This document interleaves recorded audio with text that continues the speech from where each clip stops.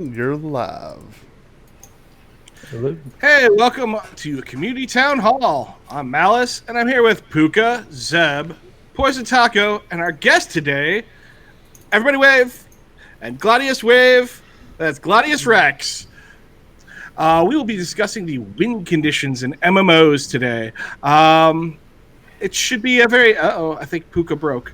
He's stuck in wave mode. He's not broke. He's not broke. He's just southern. Puka's not really here. That's just a gif of him waving that we put in his spot for the day. The cat killed him. All right. So, as I said, we're going to be discussing the win condition. So, it is a subject that is near and dear to Gladius's heart. So, I figured we'll start with you, Gladius. All right. Well, one of the things I wanted when Zaylan asked me like a month ago for a topic, and I was like, I don't know. I think one of the things that it came to mind though is that with games becoming more sandbox than what they were 20 years ago, like when we were heading in towards like the WoW phase, where when you came to the game, you had your guild, and they were like, "Here's in-game content, conquer it," and that was pretty much all there was to do. And you knew that your guild was either gearing up to take on in-game content, or your guild probably wasn't doing a whole heck of a lot except maybe RPing. Like that was kind of like where you were at that point in time. There was not a lot of organized PvP. At best, you had like 5-man like instance battlegrounds. World PvP was not much of a thing. And then you started moving down the timeline. You get into these newer games that are all sandbox oriented. And the question is what do you take your guild in to do?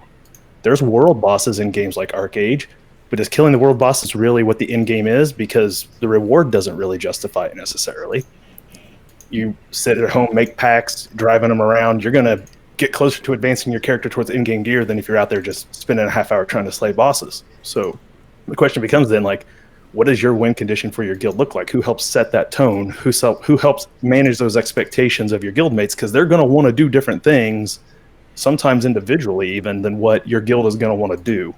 And so I thought it would be a good thing to maybe address a bit of how you come across those situations. How do you go into a game like Arcade now that Unchained's getting ready to come back out again? We're back in that same boat, looking at those same problems. Like, how are you going to handle it? The same boat with the same packs?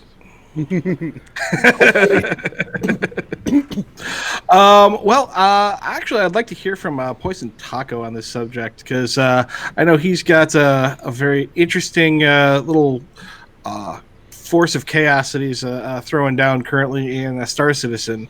And when you move to the main game, when it finally launches sometime in 2034, what is going to be your community's win condition? What is success in your eyes? Well, right now, success is still being alive when the game is out. So I'm kind of going to my members as like, hey, if you guys have drinking problems, if you have smoking problems, you might want to cut that out.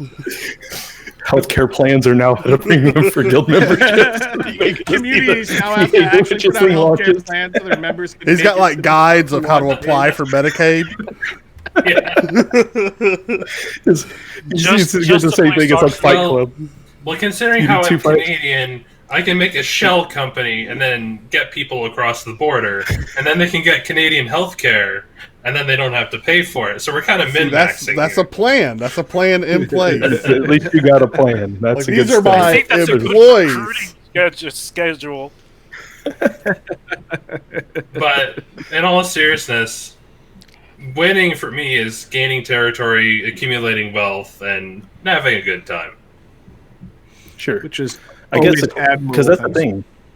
We were looking at Star Citizen specifically. Like in most games, you would go win with next to nothing, and you would say, "Well, what I need to do is I need to work my way up to owning these kinds of ships, so I can go out and do this kind of content." Well, Star Citizen's been selling ships for like 10 years now, so if you ain't already owned most of the ships you kind of think you need, like, what is your? I mean, hey, that's what I'm saying. Like, what are you going to do when you get in there?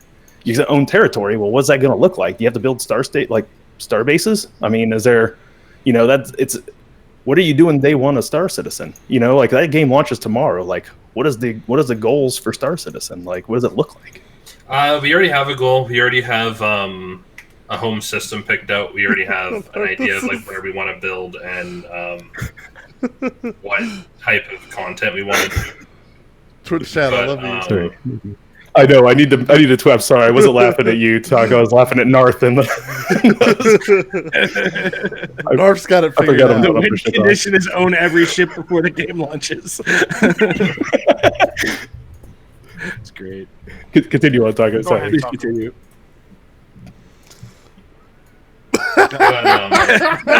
We stunned him. I think we broke him. Someone put Yep. a phaser on. Zeb, what do you see as you are going to be moving with a guild currently into AAU? What is your? I mean, obviously, without like getting into super secret stuff, like, what is the end goal? What is the dream? What's the hope? The hope is that people do. People answer their phones.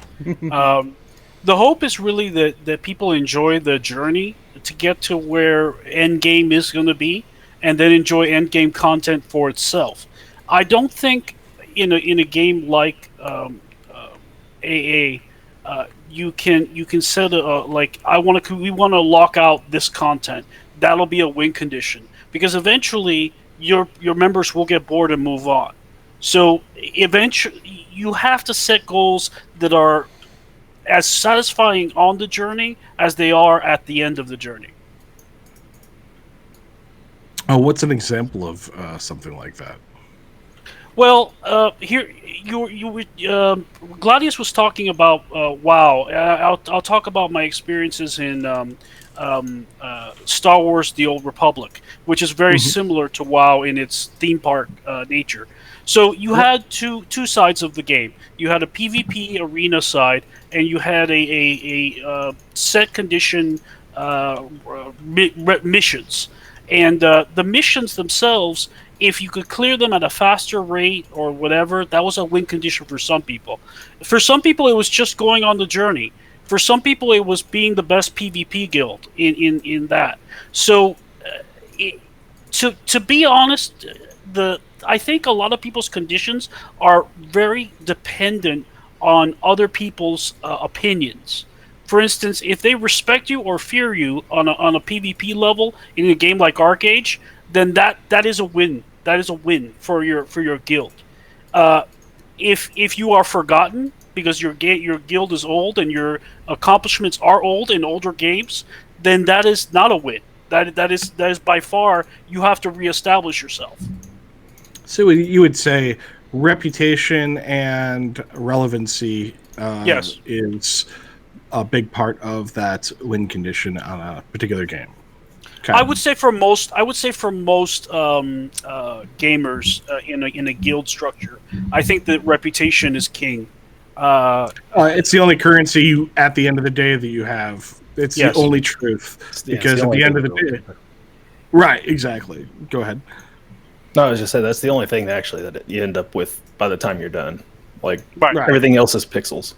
You know? Having 3 Right. trillion gold or the super Doesn't matter. sword of majesty does not. Purple swords of Thank you, majesty anybody. do not matter. Arcanite Reaper!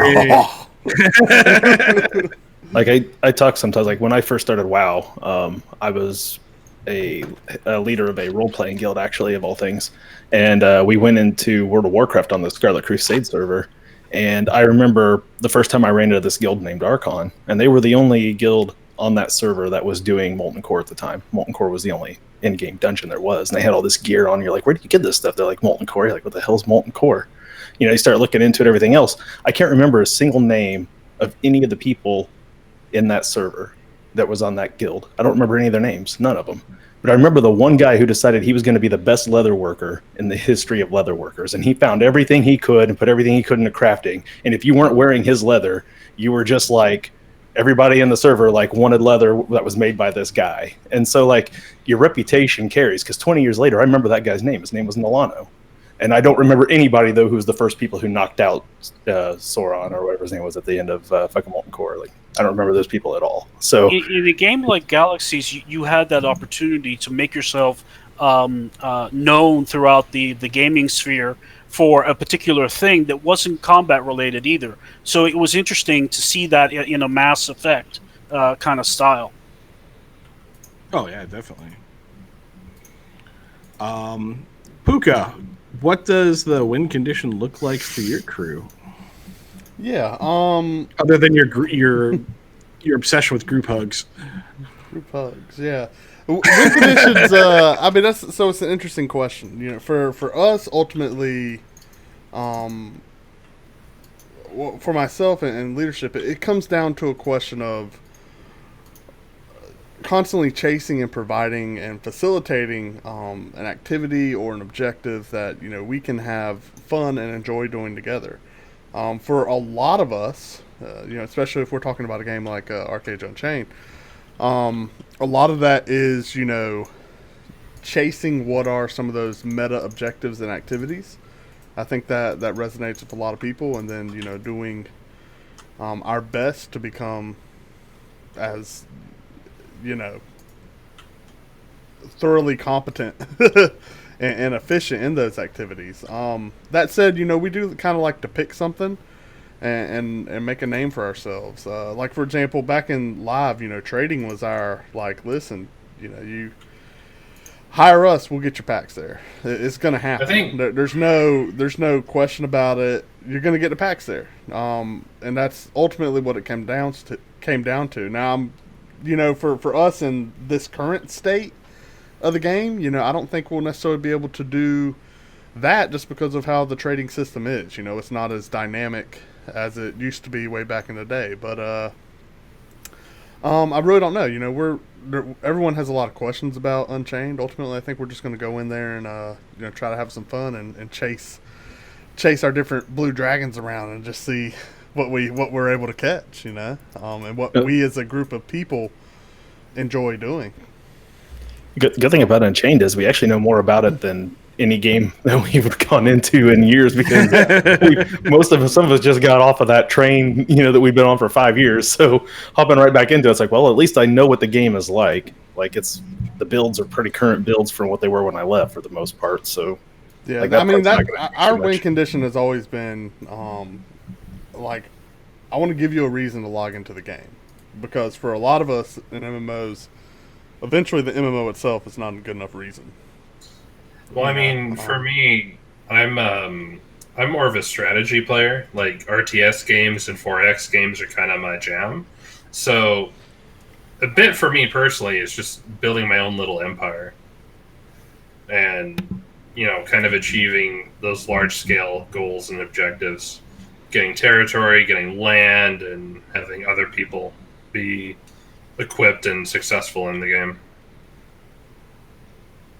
So let me ask you this then. So going into a game like Arcade Unchained, even though we have a fair amount of understanding about it, do you have larger guild goals versus something like that? I mean, versus what the individual players are going to look at for their own personal gearing options? Because that's the problem with something like Arcade. It takes so much time. I used to reference my imaginary pie chart of time spent doing shit you want to do versus time spent doing shit you have to do.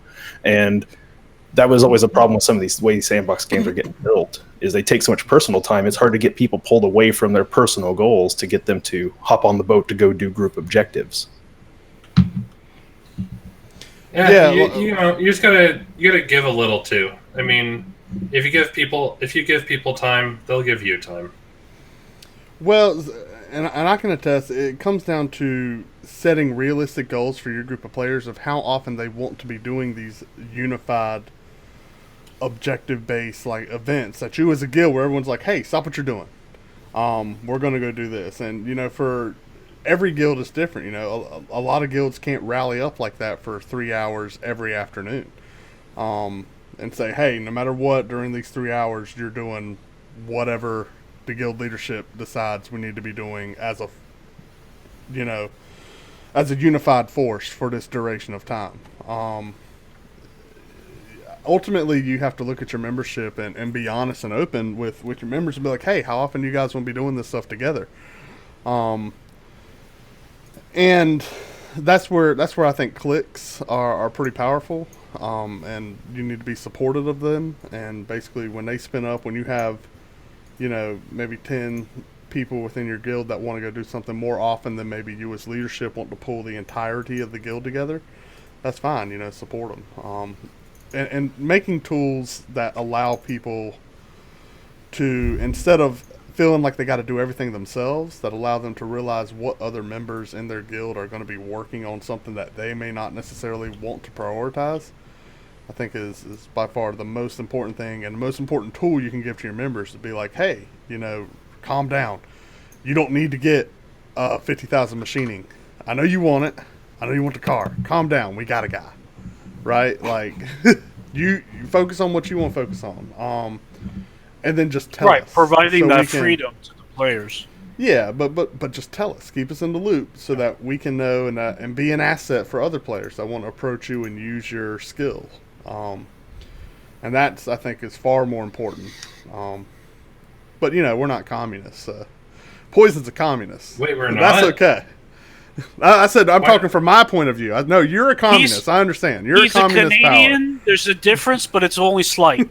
Poison is a communist power in Arcade Unchained. Like, he is 100% a communist power. Well, he's proud of it. It's okay. It works. Drive me closer so I can hit them with my sword. I'm not saying it's a bad thing. I'm just saying you got to call it. You got to call it like it is. I remember some of the communists in Windscour during original Arcade, and they were good for a few days, and then it went south for them pretty quick once everyone else realized they weren't getting anything for their time, for their hard-earned labor. Well, so. that's on Poison to distribute that wealth evenly. That's the communist leadership. That's what they got to do. It's all in accordance to the 5-week plan, all right? See, 5 week. That's all the longer you expect this to last, 5 weeks, or is that 5 weeks is pretty? Servers will have imploded by then. That's how long it takes to log in. Right? That's the key time. 5 weeks. At week 2 when servers are up. We industrialize our guild within 5 weeks by any means necessary. By seizing the powers of labor. Yes. There is no task we cannot accomplish through the portal of human suffering. That is about how it is too. If you're one of those guys on the low end, like down in the mines, that's and every level of Arcade right there. Yeah, that's pretty much how it goes in that game. Do you think it'll be different with something like CU? CU doesn't seem to have quite as much interest in the individual goals versus maybe what's going to be more community goals. It seems like the point there is going to be to build something, hold it, have members take up tasks to help keep it, defend it.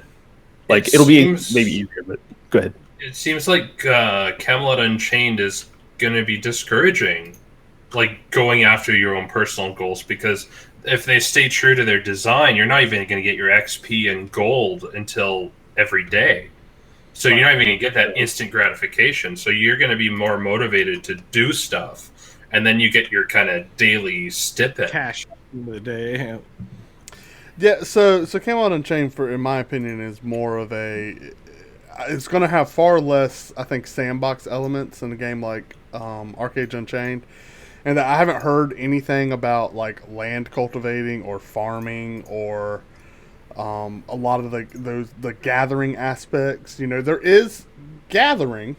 Yeah, because you have to be able to mine and gain. Correct, but I've only heard about things like mining and animal chopping wood like that. There'll be hides. There'll be farming. And so, but that's not like in your own, like, I made a house, I planted trees here. That's taking from the land. Yeah, it's gathering. But which is more of an organized. It's more of an organized process. You're like, hey guys, we got 10 of us here. The crafters they're hurting for some wood. We're going to make a contingency group. We're going to go in there. We're going to take 5 crafters with us. 10 of us are bodyguards. We're going to help them gather wood. That can be potentially an hour or 2 activity in Camelot Unchained. Whereas Arcade is more of a, this is my happy spot. I need wood. Plant, plant, plant tree. Log back in hour half. and you can't murder people in their own front yards anymore, which is a sad state of affairs. But yeah, it's very sad. Even then, I've heard people that are like, I want to come play Arcade, but PvP makes me physically ill. And I'm like, do you know what game you're playing?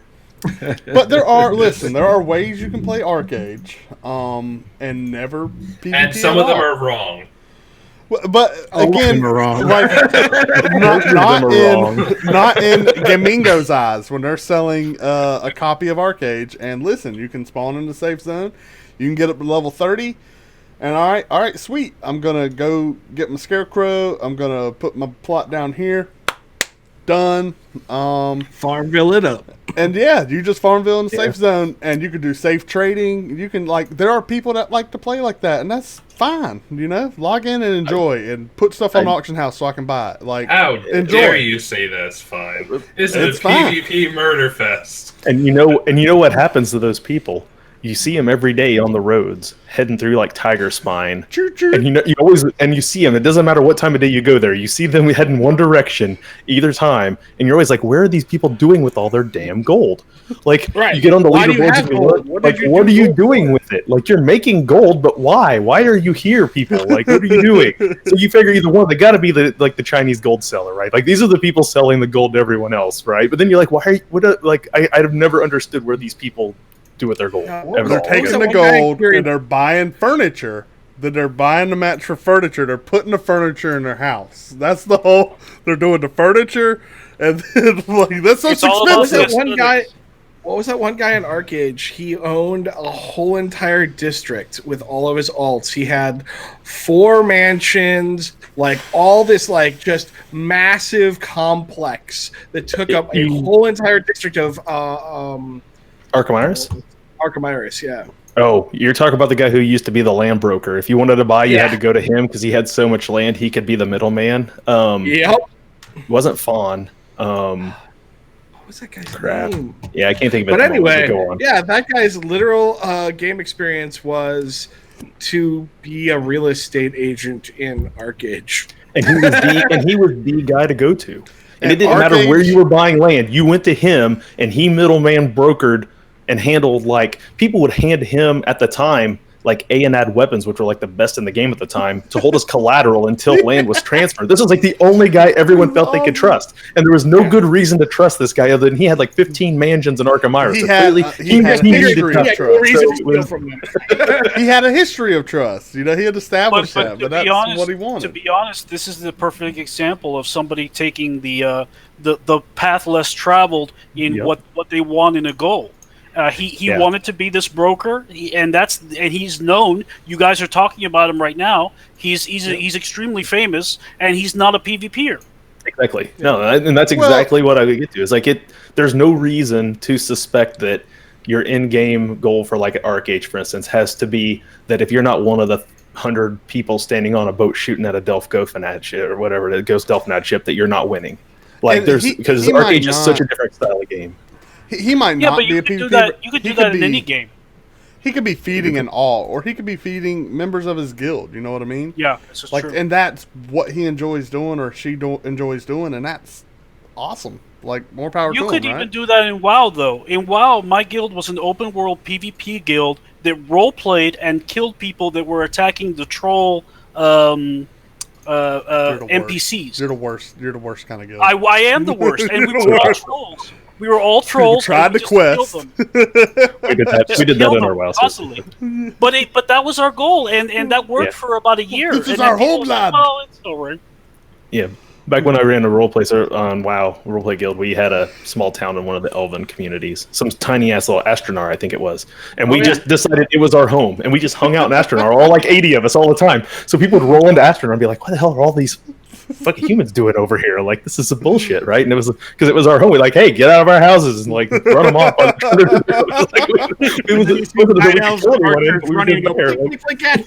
Run away. We'd have our meetings. Everybody they found a cult or something, hiding out in the woods. It was. Oh, I remember that. But that's win condition, right? That's exactly what we're talking about. Yeah. Well, I don't know if that's I don't know if I would. That's more than making their own fun. Condition. Yeah. That is. I guess the further question is: so most games that you play, when you play, whether it's an RPG, a first-person shooter, anything else, they at the end of the day have a linear progression, and they reach an end, and the game is over. You have won. In an MMO, we can argue that there is no end. That's kind of the point, right? So you're always trying to grasp for what you consider success, what achievements you can reach. That's kind of what we've gotten through this conversation so far. But there are definitely groups and people out there that want to take things further. They want to really win in an MMO. Right. So I'll use a Plague as an example. While Plague can be obnoxious, we like PvP, we'll troll people, we'll do all kinds of things. At the end of the day, a lot of what Plague's actions have always been based on is what is good for the server. And not like some, like, we're big fanboys of our faction, but more of, hey, there are a lot of trolly players that are actually attacking faction content. So what did we start off with in Arcade? We were a mercenary company. We would be hired out to protect boats. We would do contracts. We would actually kill other players for lesser guilds and do all kinds of content like that. As the game evolved and that was no longer necessary, we became kind of the bad guys, where we were stealing from other players and doing things like that to create content. But at the end of the day, something that we were always against was things like spawn camping. We did not like driving people into Anuya and just camping them there forever. We wanted to have a fight. We would back out. Like, here, come fight us. Form up. We're not going to gank you. Just form up. All right, let's do this again. We like to play different content like that. And it was always to keep that level of competition and the excitement going. Because at the end of the day, your opponent is just as relevant as you are because you need him. He is required. You don't get to kill nobody if you drive off all your opponents. And then I guess the question furthers into is Arcade is some place that I've seen it more than anybody else or any other game is that the win condition for some of these guilds is to break the server. To achieve absolute dominated victory and end the game. I think the problem with Arcade is a special child in this regard. And I think only purely because the amount of effort it took to strap quote unquote top level in-game gear on your character required such a dominance over different aspects of the game that the only way people were going to get there feasibly was to try to dominate that entire server to the point that they drove everyone else out of the game. I also think it might just be a cultural thing too, because at least like in Korea, they would have like some kind of honor code, whereas you bring that game over into North America, it's just like, nope. Oh, it's not honor. It has to do with the fact that their IPs are tied directly to their social security numbers. They get banned. Everything they're banned on every game that they've ever been in, and they screw up over there. Here, it's like you just make a new account, start over, and go swipe at the credit card again, and get yourself another level of ANAD gear to start back with, and you're back in there in no time. Like, I think it's a different. I think there is a certain cultural, perhaps East and West difference there, but a lot of it is too that.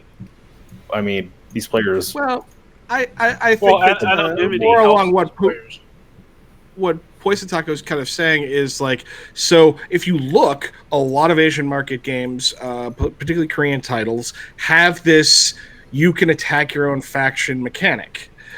Yet, if you go play it in Korea, you don't have as much fighting your own faction.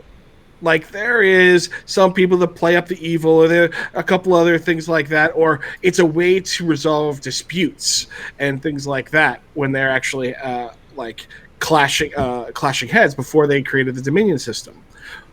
In America, in North America, and probably Europe, you end up in the game allows me to do this, therefore I should stab every person in my faction because that is a requirement. It's in the game, therefore I must do it. Well, and I mean, have you ever played a shooter? Have you ever played a shooter when you enter the game, you're like, I wonder if friendly fire is on. And you turn to your buddy and you shoot him in the head and he dies. He's like, I guess it is on. I don't know if I compare it to that.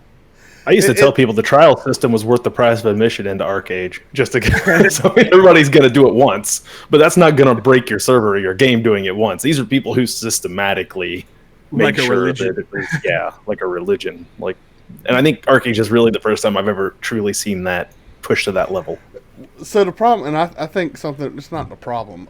ArcAge actually creates an environment where those people can get the attention they want, right?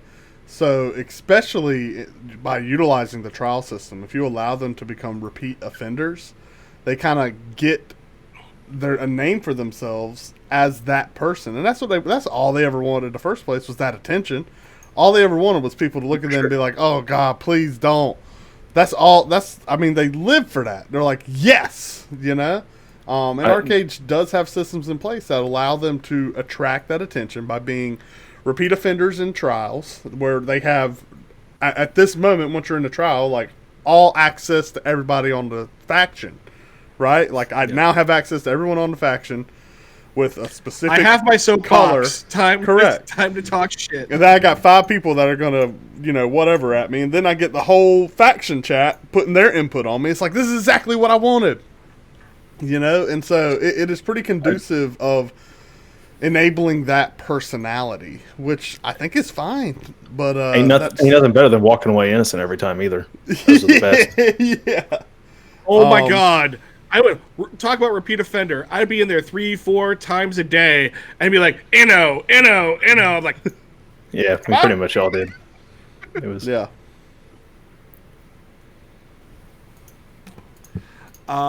Zeb, you were kind of wandering down. I think you were trying to make a point, and I think we kind of stumbled over you a couple times there. So, what is your thought on walking into ArcAge with this idea that kind of there are people that are literally looking to win? Do you think that is a feasible thing? Do you think that's a good thing, a bad thing? It is to them. Everything that you can do is feasible. Everything that you accomplish is doable, and it can be repeated by somebody else. The question becomes: is it fun, and has it satisfied you? I mean, really, that we're here to entertain ourselves. Let's not get it twisted. The power games and the trash talking, that's all just part of the entertainment. If it's not, then you really need to question where you want to be in the gaming sphere. Yeah, but some people just want to be hated, right? Like some people but that's like that. That's their goal. That's their goal. And that's fine. Nothing wrong with it. Everybody needs a bad guy to hate. I mean, that's correct. Yeah. A bad guy is always hopeful. No, I will say, if I know about fighting bad guys, it involves pompous, rich Star Citizen always backers. Killing anybody named Poison Taco because he's a terrorist. Gun for him. I will say this much, in my opinion, when it comes to, and I don't know that my goal is ever to win. I am after the fun loops. I'm after the fun play loops that I enjoy repeating time and time again,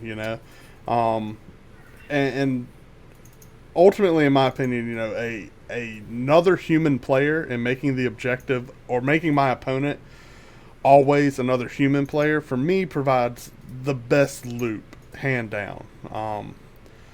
And because there's a lot of titles where that loop or that winning is against computer players, And what? Lube, and it's like what? Lube. I'm gonna try to keep my brain clean. Oh gosh. Not gonna happen. So we've talked a bit about like our individual goals, things like that we would do to promote win conditions. But the one thing that nobody has said yet, amazingly enough, nobody considers the win condition going into a game to have a fair fight. Nobody is going into it saying, I want to cultivate an actual community, a PvP across faction, across server. Because that's what we didn't get with ArcAge. We didn't get any community building in any aspect other than our own guilds. And a lot of times, because we could stab our own part, we could stab the guy next door to us, it got even worse at times. But what we ended up with in ArcAge was a lot of people abandoned their factions to join player nations. And that didn't create community. It actually was a detriment to the rest of the attempt to create community kind of after that, at least on our servers that we were on. So I honestly believe that that's part of the game design goals. In CU, I believe that will be different. There will be a different feeling there. Not that there won't be inter faction conflict, but there'll be different. There'll just be a different vibe because the game makers have actually said we're devoting this to faction versus faction, and not attacking your players and working together is part of the thing.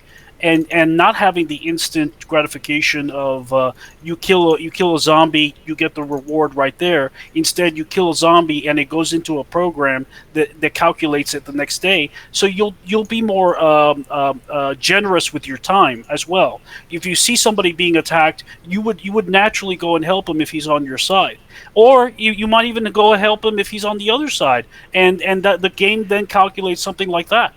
So the truth is, I think the win condition that we're all kind of chasing is what's satisfying to ourselves as a group identity and what's satisfying to ourselves as an individual identity, and those key points are the structure of how we put together our guilds.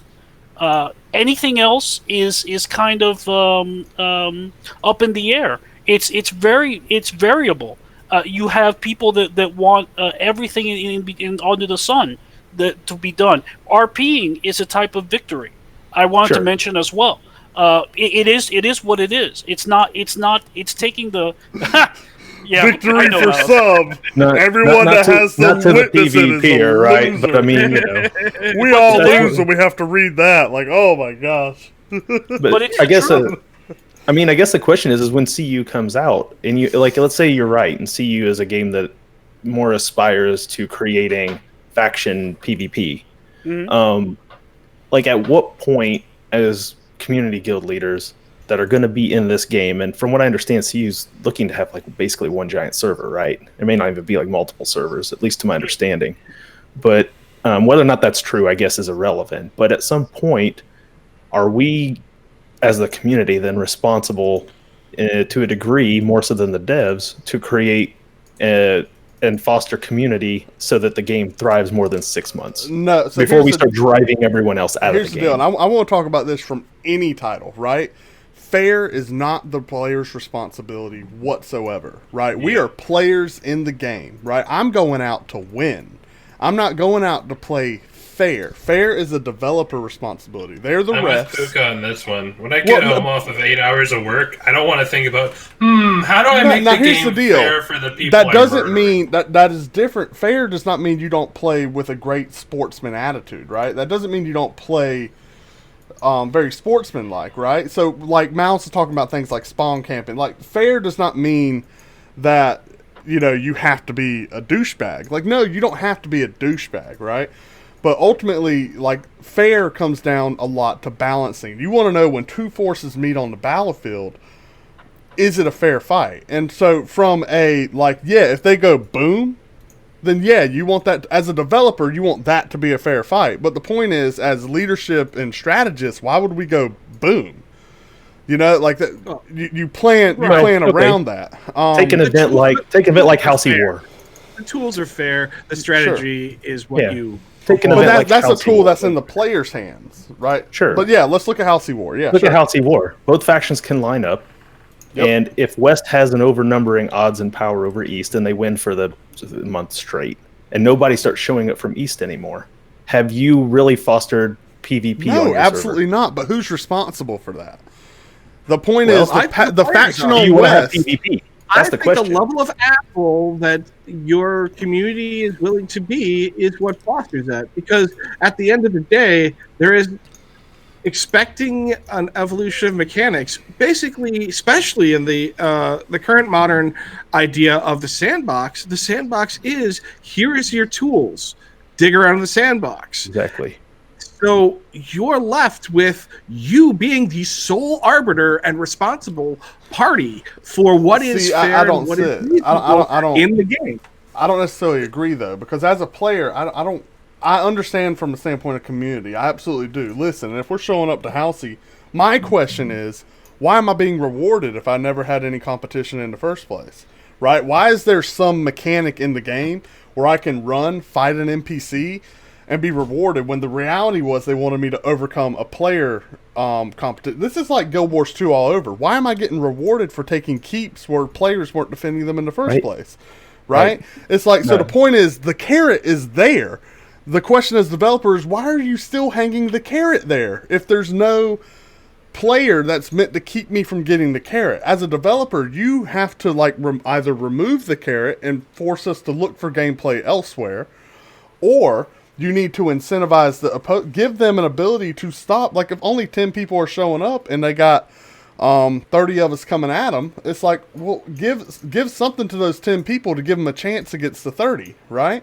Because you're ultimately, this is a match, and if the match isn't fair, why the game shouldn't have been allowed to run in the first place, right? Like, we see this but it never works. What you're talking about is a no. There are definite places where it works. Developers we've played games before in the past where it works. There are plenty of games where it works. I think that's why you don't see open world PvP events. I think that's why you see so much instant stuff, because it's so much easier to balance things out in a battleground. 10v10, click, go in. But that's not really the PvP I think a lot of us really want. We want the more organic PvP. So if we want those to be there, we have to help foster it, or it simply will not exist in these games, because I don't think the tools are there to give to on the developer end to put out there that are like, if you take Guild Wars 2, one day it was magically more reward to protect the yak.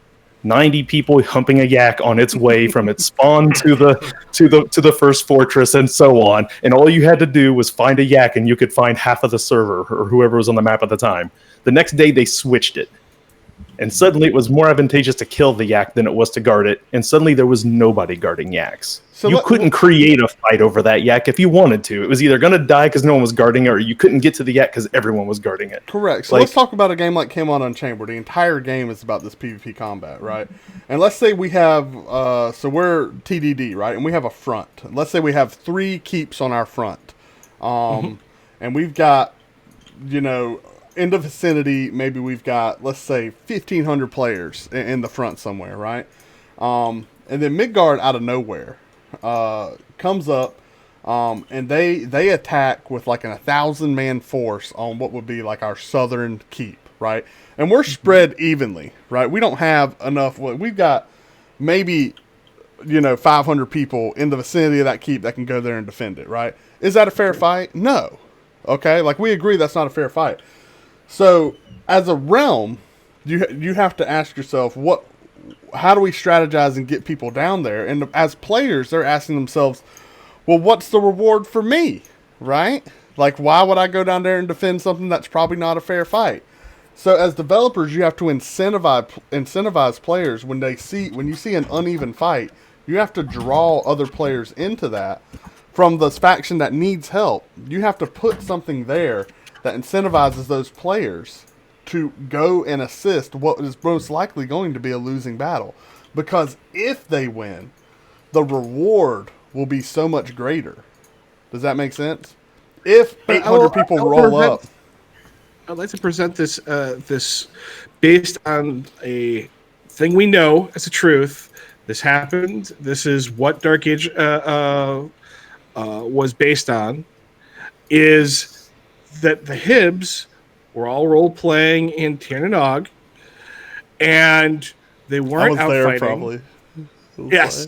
And so their win condition was to cyber each other in Tirnanog while the Albs and the Mids fought a war. So how do you incentivize because their win condition was to have the ultimate awesome role-play scene? You ready for this? You give Hibs Animist. That's how you incentivize. Then you couldn't get them off the realm gates. They were like, come on, let's play. Don't you want to attack? All the Mid and Alb transferred to Hibs. Oh, gosh. They were like, come on, let's go. Yeah, we're defending. So suddenly all the ass wings on the characters in CU makes more sense. I remember marching mushrooms forward in open field, advancing a front line of death. And you just see a little bubble, and there'd be 200 mushrooms in that little bubble. Just 200 little death mushrooms. Everyone's like, huddle around it. Don't ever hit us here. Oh, man. But I mean, that's not a real answer, but it's. I think that there's another aspect to that. How do you incentivize things? It's with the system that you set up, the core. Like, for instance, people ask why our Constitution is built in a certain way. It was built because they envisioned a certain end result. Because in the design documents of these developers, when they're designing the game, they have to imagine what the end result is going to be. I think a lot of developers are either going on old win conditions, like they see what worked before and they're doing it again, or they're not imagining enough of what the players could possibly do because they just give up. They say, "Well, we're never going to predict the players, so we're not going to predict the win conditions for these players." I think that's a mistake. Well, and I don't want to completely leave the sportsmanship conversation yet because I think there's a couple things too that we haven't hit on. And that's things on, like, as leadership, we can always contact the opposition leadership and take them, be like, hey, this is what we're doing. Have y'all tried this? Like, this is kind of like what we're doing to beat you. I have recruited for guilds that we fought against before, like I've done that before just to help them because, Malice, again, you're very right. It's the point is when I hit the field, I'm going there to win. I'm not going to halfway. I'm not going to be like, let's hold off. I'm not going to send the B team or whatever. Like, I'm going there to win. I owe them But you that. want your opponent to show up tomorrow too. Correct, and that's in how you win, right? Like, that's how you win. That is when you've won. Like, you don't go for the knockout kill. You know what I mean? Like, you're not when they're staggering, when they're retreating, you don't be like, finish him.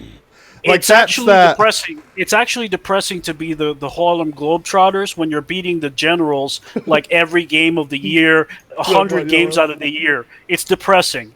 You have nothing to win. You have nothing to play for. And now imagine that the Generals are paying $15 a month to show up. Exactly. How many games are the Globetrotters going to have if the Generals have to pay their $15 a month plus probably swipe 2 credit cards to try to keep up? Like, it ain't going to happen. Like, but I also want to make sure there's a point that Malice said that he doesn't spawn camp. I actually don't believe in that, and the reason I'm not a vicious PvP player, but don't believe that I don't spawn camp or that no. I don't believe in spawn camping, but I also believe that if the game allows it, you will see it. And that's the problem. That's the problem. If there was a giant glowing light that every time the enemies would come into the spawn area and just burn, there would be no spawn camping. There would be nothing. But again, this was a matter of Arcade. When you talk about it in those aspects, people would run back, get back into the fight again because depending on whose spawn camp was closer. So you had to eventually push them back to a spawn camp just to prove that you had won. Because otherwise, nobody would ever agree that who was zombie running or anything. I don't even understand why this is a conversation. It's pretty easy. Put a 15-minute buff. This player cannot be engaged in PvP combat. Totally. This player cannot engage in PvP combat. Problem solved. Put a book on it. They can go where they want to go. They can't engage. They can't do anything. They're out of the fight. Actually, they did the opposite. If you died, you came back with a 10-minute buff that said you were more badass than you were 5 seconds ago. They actually did the opposite. That's what I was talking about. Like, give them that buff before they die based off the numbers going in there. Like, don't let them die, respawn, come back, and then they're more powerful after they've died. No. No, how many people are... Well, a lot of those mechanics, that's great and all, but that's just... From a programming standpoint, it is not easy to apply such things like that in an open world environment. And open world, you're correct. Again, I think this is kind of missed. And Zeb said that he thinks that it was part of the design document, but I disagree. I think, specifically in ArcAge, using ArcAge as the example, is that I think that their design doc did not take into account at any given point the American way of playing this game. I agree. And To be fair to them, to be fair to XL, it was never intended for here originally anyway. So of course it was never thought of. It was it was an afterthought. 2 years later, they decided to try to launch in Russia and launch in Europe and over here. Like, we were a complete afterthought. So of course it was not the original design document at all. Right. So and then I mean, they found I out think that we really liked it. They're like, oh. right, but we're also complete savages compared to going to a Korean server where people have that more level of honor. I don't want to say the word honor. It sounds like cheesy and like almost like stereotypical. But but it is honor. Honor is the word you're looking for, and honor is what you mean. That is 100% honor. Like that's the word. I accuse Malice of role playing right now. What? Why did I roleplay? What? Not that I care. You said the honor word. But I remember the last time where I really felt like I had enemies that had honor was in Warhammer. And there was a guy who played he was an elven sword master. His name was Gracie. And I was still Gladius Rex at the time. I was a chosen. And I remember that there would be points in time where we would be in these battles.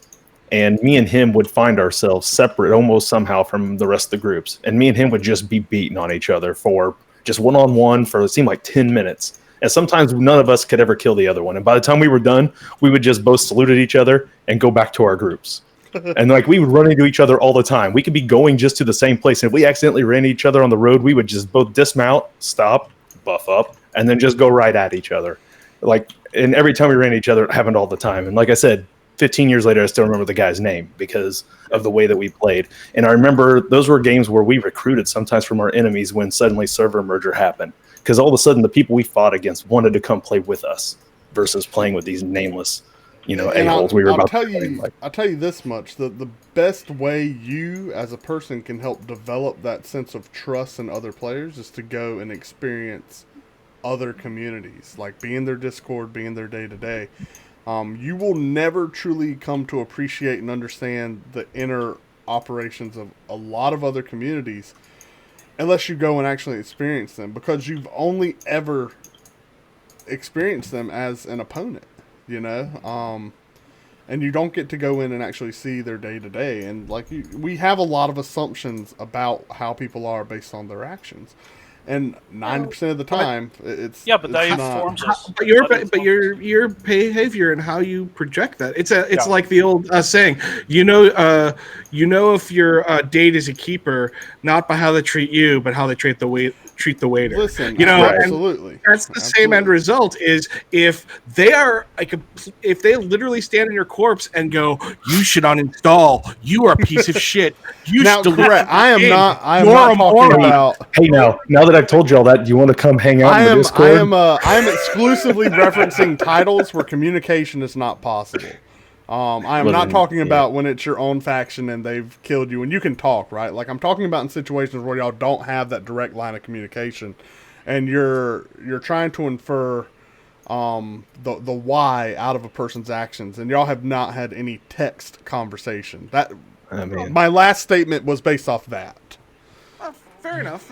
Yeah. But still, even then, you could determine, we recruited someone from the other faction in Warhammer because she was ornery. She would show up solo while 5 or 6 of us were just sacking a keep, and she would try to stop us. And her whole entire goal was to just keep us delayed enough so the Zerg could eventually catch up and kill us before we would take the keep. And she would do this over and over and over and over. And we had a lot of respect for her because of it. You didn't need to talk to her. You got the message. She had a goal, and she was trying to achieve the goal with all the grit and tenacity, and that had value and meaning to us. That spoke volumes. And then we sent her a pie. Yep, and we mailed her a pie, and then she mailed her a pie, and she joined the plague. Yep. So, I mean, and found out she lived literally a mile and a half away from me. So what we've learned is if you want a free high, go attack Plague over and over and over. If you're hungry gamers, attack Plague. Earn your pie. I know that sounds wrong, but it's true. It is. It's the truth. We all chipped in and bought a pie. That's great. What type of pie is this? Multiple people had to chip in. Sometimes your enemies are the most respectable thing about a game. Not even your own group or your own side. It's the enemies that make the game. It is sometimes, and I've done a pretty good job of that with Arcade. Like, I got Plague State affiliate on Twitch, and it was all enemies who followed me because they wanted to know where I was at when I was streaming. So, and then when we got to a merged server, they would all come out, Gladius, how come you ain't been streaming? You need to stream more. Like, I still get messages from them, like, how come you're not streaming more? Like, well, I use an example from AA. You remember Gladius, OPP, like Wargasm and those guys. That was like, some people would say, man, those guys were assholes and stuff like that, but they were our kind of assholes. And then we'd get into these really good duels. We'd fight in the housing area. We'd just show up to their housing area just to kick over some rocks and see if they come crawling out. And then we just throw down in their around their houses and stuff. That was a lot of fun. And at the end of the day, when we were done, me and Wargasm were like, hey, what's up? Like, great fight. Have a good one. And part our ways. So it did exist in Arcade, just not all that often. There was a few. Like, it took a while before I started finding reds that I could rob, where when I was done, they would send me like messages and be like, hey, thanks for the fun. It's like, yeah, that's right. I got 3 of your packs, but you still got most of them out. So it was a win-win, right? Everybody won today, right? Like, it was fun. We all got to walk away with something, right? Like, send you 5 sand for your repairable hauler. Here you go, my friend. I'll see you tomorrow. Like, we are at 3 minutes from our hour, Malice. So, well, are we in a hurry to wrap it up? I just didn't know if we were going to keep going at this point. So, well, does anyone have anything else to say on the subject? Yeah, I was about to say. I get to war stories all day, but yeah, no kidding. We need to have a show dedicated to war stories. Oh God! I remember OPP. I remember OPP from Shadowbane, and when they came into Shadowbane, they were the big hot thing. And a lot of people said, "Oh, they're cheating. They're low lifers. They're no this." And I said, "You know what? They're playing the game their way, and you cannot take that away from them." I was in an RP/PvP guild that basically gave you a reason to fight every day, and that was the whole point, right? And so we liked them. We liked everybody that fought every day. If you gave up, that wasn't fun, Right. So. I never found OPP like. That's what I always say. Like, see, I abhor exploiters, like people who are actually cheating, who are actually running some type of program or anything like that. But gold dupers, whatever.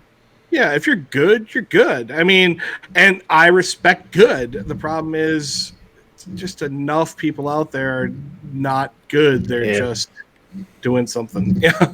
Then there's guys like JGS where he's just on some part of the world where his lag's so bad you can't find him. It ain't his fault. He can you just can't find the man. Like, none of your charge abilities will go at him because he's not there anymore. Like, it's like our lag shield is real. He figured out the advantage of being an archer is if they can't actually ever hit you, even if they see you. Like, oh God! But then none of his shots hit. Poor fella. Oh no, he hit just fine.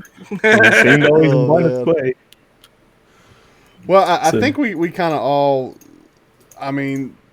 We definitely came to the conclusion that every player as an individual definitely has something that's different that they define as their win condition. And that said, we as leadership have a pretty fairly focused definition, but it's different per title, and it's based kind of what those titles allow us to do and produce for our members that they find as fun.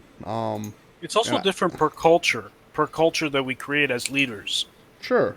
Yeah, absolutely. I think we definitely have a hand in cultivating that.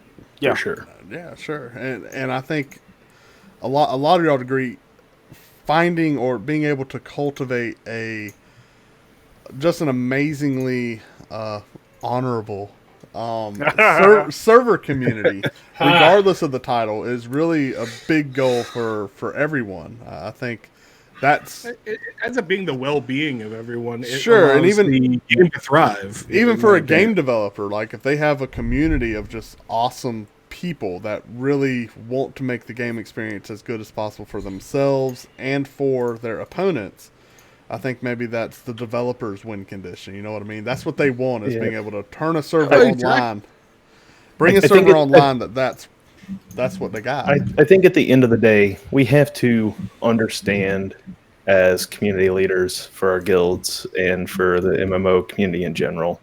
If I could spread something out, is just to remind you that we've waited like, what, say 7 years for maybe the next two actual MMOs to come out. WoW rewrapped our presents from 2012 and just handed them to us again. I was like, here. You muted yourself. You muted yourself, Gladius. Gladius, you're muted. Press M.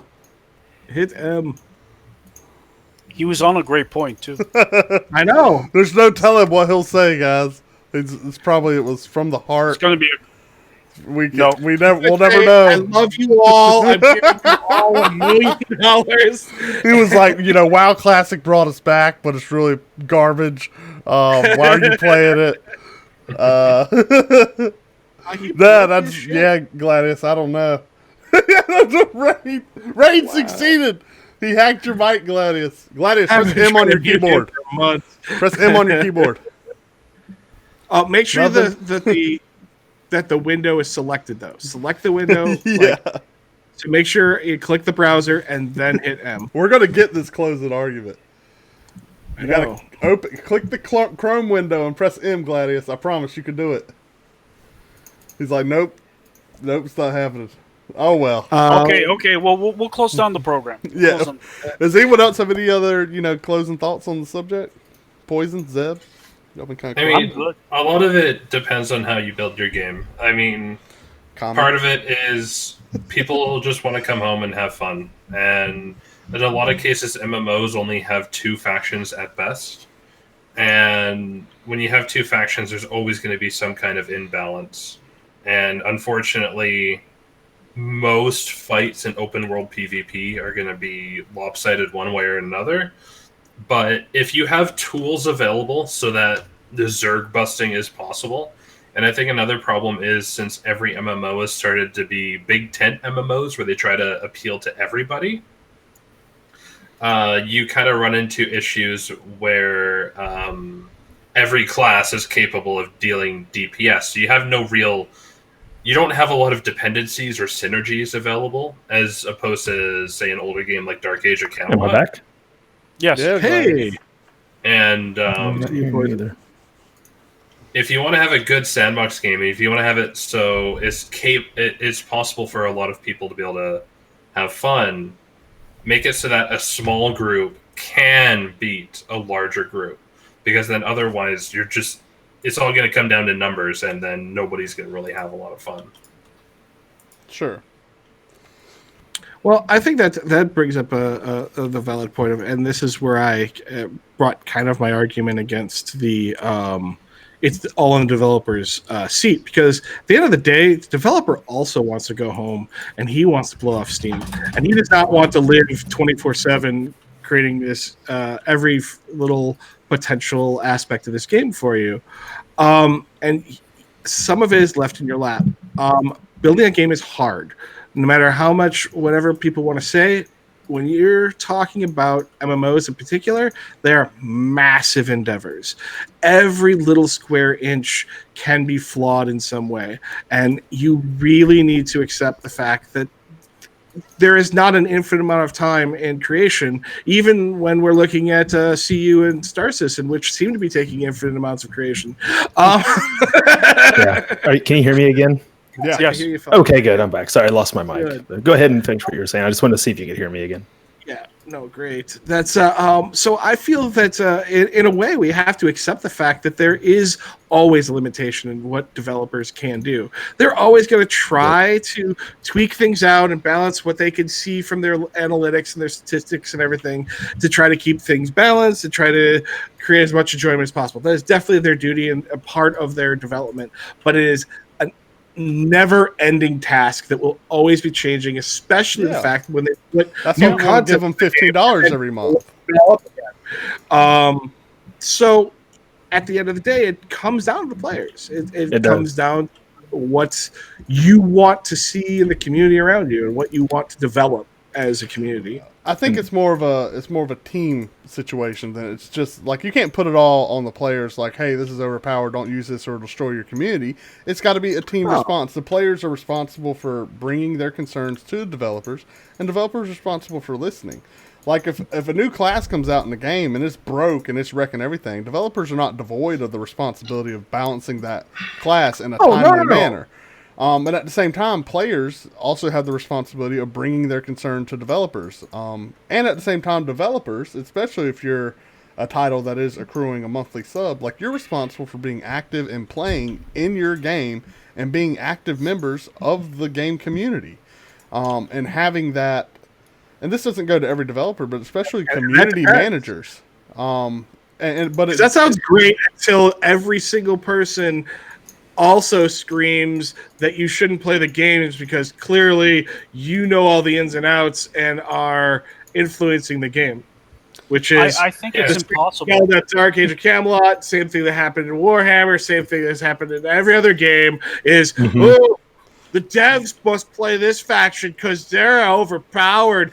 People, all they gotta say to that is listen, like here's our application website. If you want to learn the secrets, put an application in to get hired. Truth is, people say that whether the devs are playing it or not. Hey, listen, the point is their world. If their world, if they want to, if the devs are not playing, then you're having a bad game. I think the real answer is jokes on them. The devs don't even have time to play video games. Yeah, they're too busy balancing. 70-hour weeks giving you a game. I think I would like to modify my statement before. I don't think that it's all on the devs, but I think the devs set the tone, and then it's up to what you were saying, the players to take the mantle of the gameplay. Because I mean, the devs are there to give you the tools. It's what you do with those tools, and whether you do despicable things or you do honorable things, do you do neutral things, what do you do with those tools?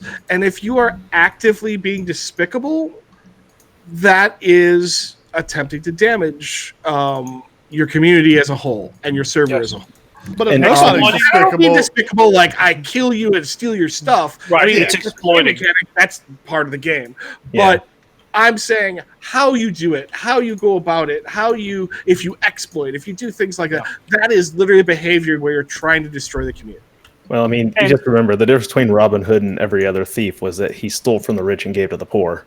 Like that's the only thing that differentiates Robin Hood as a hero from a villain. Like, so you can decide how you want to walk that line. But I think that what I was going to say before my mic cut out was we have 2 MMOs that we've had to wait like a decade to come out, and at the rate MMOs are coming out, we need these games to have more longevity than what we've seen out of a lot of MMOs, I think, in the past. And if we want to help ourselves be able to build communities in these MMOs, I think we have to take into mind what we're doing to these communities as we engage in mainly the PvP aspects of the game.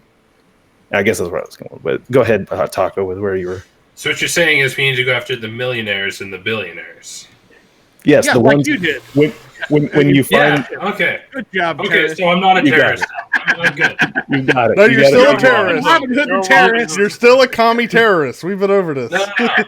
No, I'm Robin the terrorist. I figured this out in Arcade a long time ago. The people with all the money swiped as hard as they could. They got the gear. They were killing the red dragons and the Delph ghost ships because they had all the gear. And then they would make packs, and I would steal their packs, and then I would give it to the gold of my guild mates. That's trickle down. We talk about that. That's trickle down. That's actual trickle down working. That's trickle down working. It was.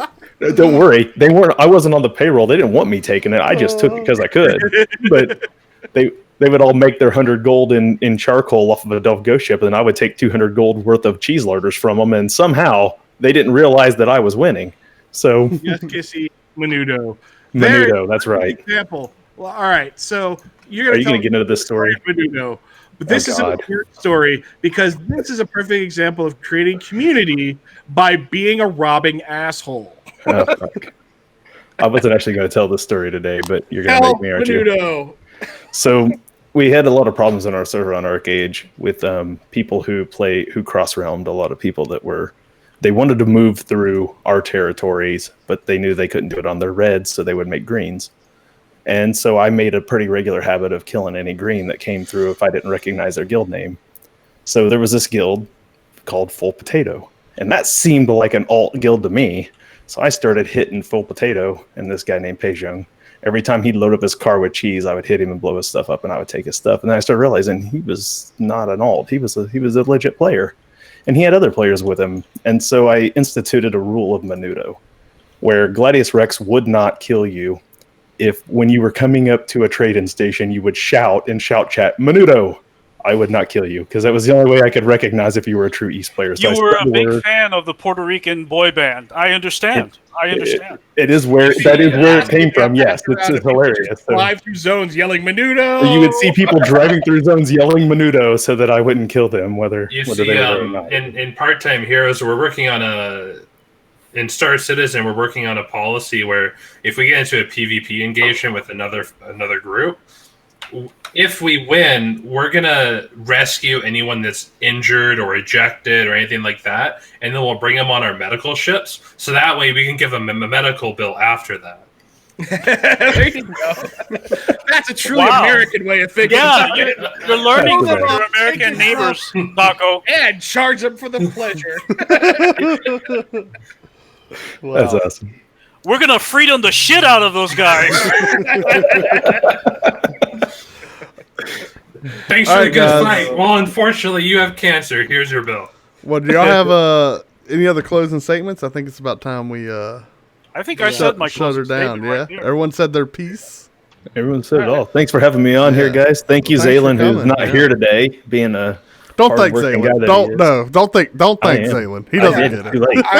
If you all knew it, I didn't even bother saying, "Oh, I'm standing in for Zaylin today." Mouse is now a new permanent host. Wait, who's Zaylin? I've never. Who is Zaylin? Hey, look. Until more of you guys, until more of these people out there start following, subbing, and throwing money at Zaylin so he can do this full time, I can't really be mad at the guy if he has to go to an actual job. So yeah, how dare he be working a real job? Some people. Yeah. Well, folks, as I think we're going to wrap this up here, we do want to have you reach out, take a look at all the doobly-doos at the bottom there. We got a Patreon. We'd love to have your we'd love to have your support. Click on doobly-doos. You got to click the doobly-doos. We do also have our other show, which is the MMO Grind. Zaylin is moving his leadership show to actually just being a podcast, and he'll be putting that on our YouTube channel. So check out that, and hopefully you guys subscribe, get involved, and watch what we got to say. Thank you very much, and we'll catch you later.